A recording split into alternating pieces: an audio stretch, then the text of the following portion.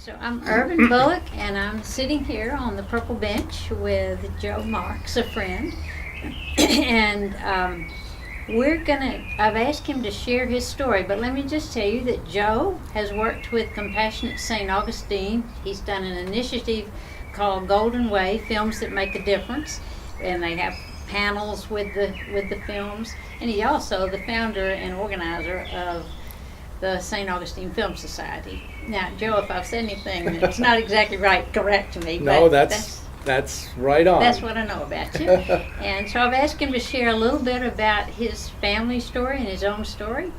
And I'll turn it over to you, Joe. Okay, so, and jump in with questions anytime. So Okay. the family history really is pretty detailed. My mother has a cousin in California who is the family genealogist, who every vacation time that she had would go to Salt Lake City and do research at the Mormon Library because they keep records on everybody.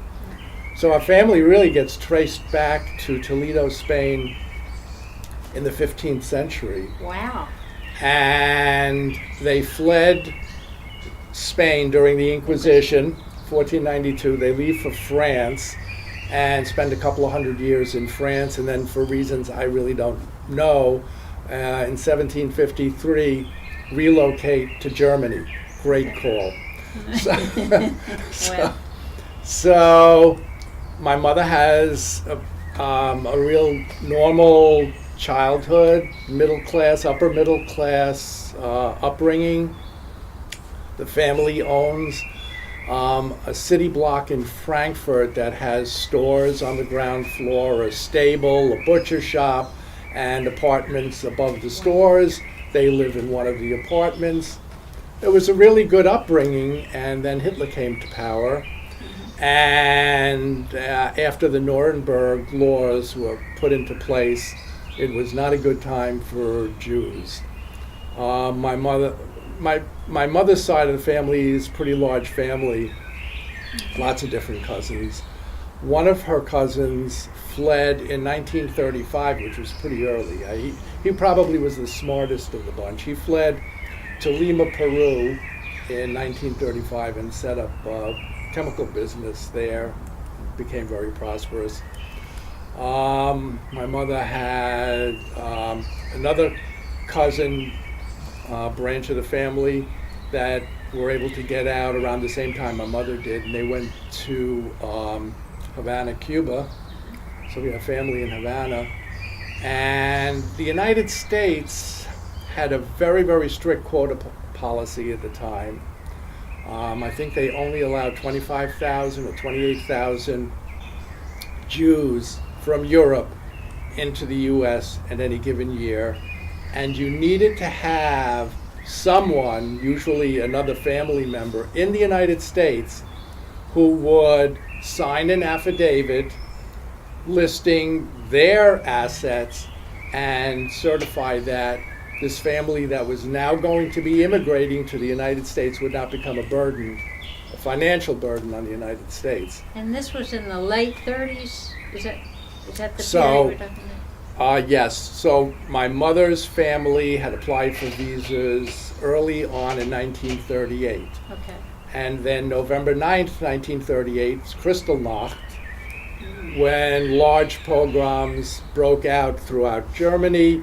The synagogues were burned, the shops were looted, really, really horrible stuff went on. And my mother's family was still in Germany at the time, but they had their exit visas. But my mother's father and her grandfather were arrested by the Gestapo on Kristallnacht, taken to Buchenwald. My grandmother had to go the following day and plead with them to release her husband and her father, and showed them the exit documents. Actually, about 3,000 Jews, I think, were released from Buchenwald at that time. So they say, we're leaving, we're out of here, you don't have to worry about us, we're going to the United States, please let us go. They were only allowed to leave with essentially about $10 per person. The city block in Frankfurt They sold to their maid for about $100. So she did really well. And so my mother, her brother, who was 4 years older, and her parents came to New York and lived with relatives in New York until they were able to establish themselves. My mother started high school at Washington Irving High School. She was 15 at the time, and pursued a art career. She became a textile designer of children's clothing. And her brother went into the garment industry. So that's how my mother got here. My father lived in a small farming village called Shriesheim. Very, very small village. I think maybe 1,000 people total. And he had 2 older brothers. So my father and the middle brother were able to get a relative in the United States to sign an affidavit, so they were able to get into the United States. His parents and his older brother went to the Union of South Africa, where they lived until about 1959, 1960, and the political situation there became very bad. So my father then had to sign an affidavit that his older brother wouldn't be a burden, and he was able to get them into the United States. So it was still necessary, even as late as 1960, to have an anchor in the United States to get here. There was a cousin that fled to Israel. There was one of the cousins who was very young, was put on what is called a kinder transport, where some families would just try to at least save the children because they knew what was coming, or were at least fearful of it. And he went to the UK and lived in a small farming village north of London. One cousin went to Australia. One part of the family went to China because there was an agreement with China would take Jews relatively easily, and because they wanted to develop Shanghai as a business community, and the Jews that went to Shanghai actually were taken in by the residents. The situation there was fine, and they survived the war in China, built businesses, and then that branch of the family eventually made their way to the United States also. So that's your family, it was a diaspora of itself. It was a mad dash to get out of Europe. Yeah. One cousin went to France and wound up surviving the war in France, although things weren't that great in France either, ultimately, after Germany marched through there. My mother has one cousin, wasn't able to get out, and she and her younger brother, who was 7 at the time, she was about 14, and her parents were sent to Theresienstadt, which is one of the better concentration camps. It was the show camp. It was the camp where the Red Cross was brought to show them how wonderful things were. They'd bring in bands and have music playing, and they'd set up soccer matches or whatever. Wasn't great. I have been to Theresienstadt. I have too, yeah. It's not great. It's not summer camp. No. It was pretty horrible. And then in 1944, they were shipped to Auschwitz. My mother's cousin survived, but her brother and her parents were killed immediately on arrival. The reason that cousin couldn't get into the United States, her father had some disability with one of his arms, so he was an invalid, and so they couldn't get into, regardless of anybody signing an affidavit, he was not getting into the United States. So that's kind of the thumbnail sketch of my family's diaspora. When we talked earlier, you mentioned how trauma gets into your DNA. What do you see as...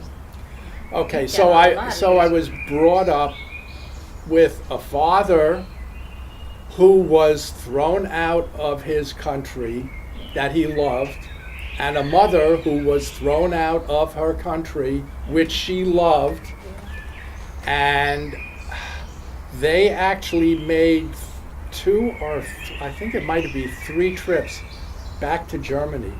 Germany, in their wisdom, tried to at least make up for some of the trauma by inviting those that survived and wanted to return to their villages or whatever, and have celebrations and discussions with the residents about what it was like living in Germany during those times, so that the population would learn and hopefully never repeat those mistakes. Germany has created this program of what are called Stoppelstein. It's tripping stones. Oh, I've heard of that, yeah. Okay, they're about 4-inch square plaques that are embedded in the sidewalk in front of the houses that were taken, stolen, I don't know what word you want to use, but that were the Jews who were there. It has the name, the date they were born, the date they either left Germany or the date they went to concentration camp in front of all of these houses. And does your family have? I do, and one of the books that I brought has a picture of the Stoppelstein in it. Wow. So. Wow. Well, one of the reasons that I wanted to do this is I really feel like we've got to build understanding and respect, and we come from a lot of different situations, but I think when we share our stories, that we begin to understand each other a little better. I wonder, Joe, if there's anything that you would really want us to know, maybe about Judaism, maybe about just how this shaped you. Okay, so, I mean, that's a real overarching question, but anti-Semitism, which is making a big comeback, but has never disappeared anyplace, has been with us for a long, long time.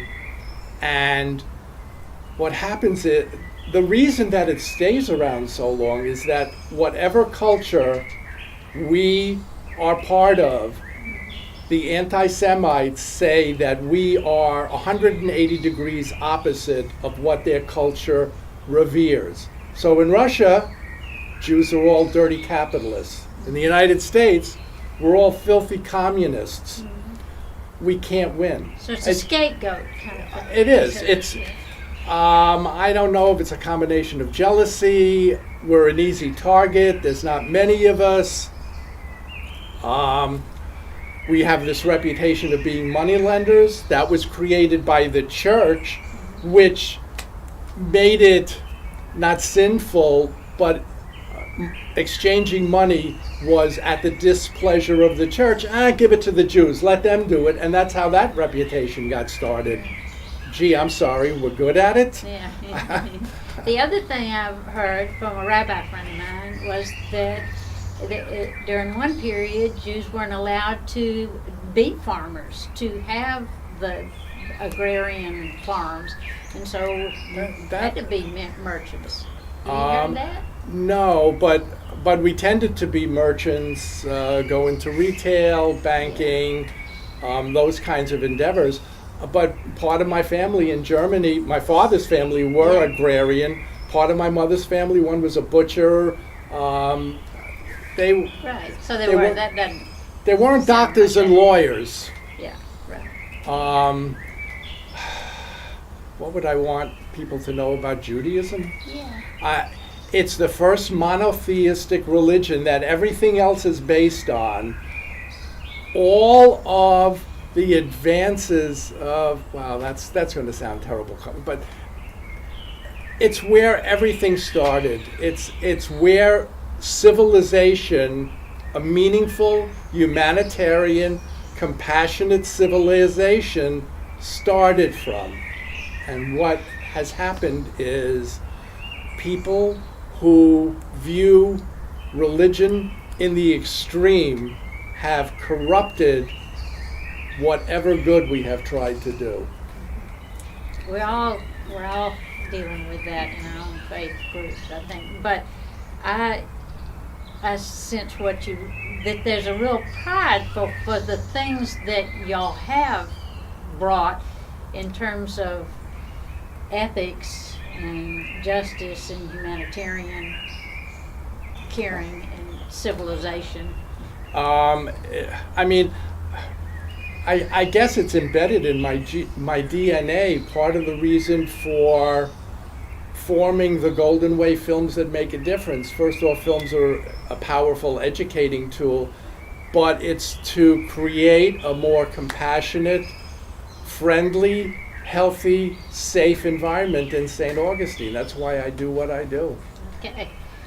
Well, I really appreciate you sharing this with us, Joe, and let's hope it helps. That That's would be all we can hope. That would be my hope.